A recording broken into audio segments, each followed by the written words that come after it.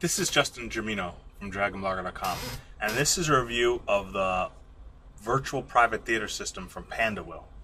Now, what this is a pair of, you'd think they're VR goggles, but really they're just goggles that have LCD screens on them to help you copy movies and watch media, pictures, listen to music or movies. You simply slide them on your head,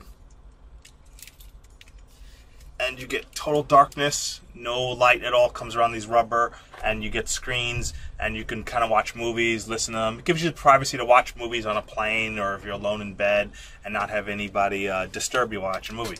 You can see there's 6 buttons, 3 on each side. They control the various navigation. The volume controls over here. This was a really cool product in theory. I had high hopes for it. It did come with a manual, and it comes with an AV cable so that you can plug an external source to it, but that kind of defeats the purpose if you're tethered to an external source, like an external DVD player that has an output. And then, of course, it comes with another patch cable and a USB to charge. It does support a TF card or SD card, so that way you can put up to 32 gigs of movies on it.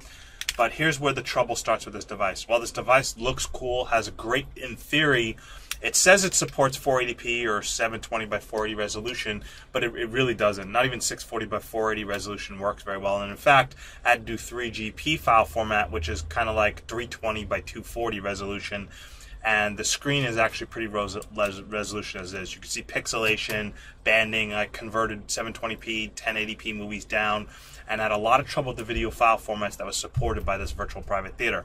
The resolution just isn't very good quality. In all honesty, getting VR goggles that you plug your phone into and just hold on your head and your phone screen is held in front would give you a much higher quality resolution screen. Plus, you have the ability of watching your Netflix or your movies you purchase on iTunes. The fact that you have to convert video files, put them on an SD card or transfer them to internally, and it supports just a limited quality, low resolution range of file formats.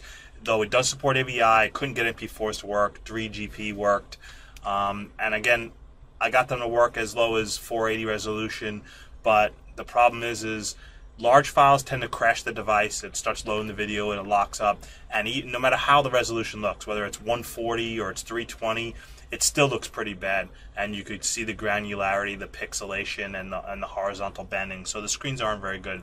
Overall, for a product that costs over $100, I expected a lot more, a lot higher quality resolution lenses or display on a product like this, especially for the price. I was disappointed.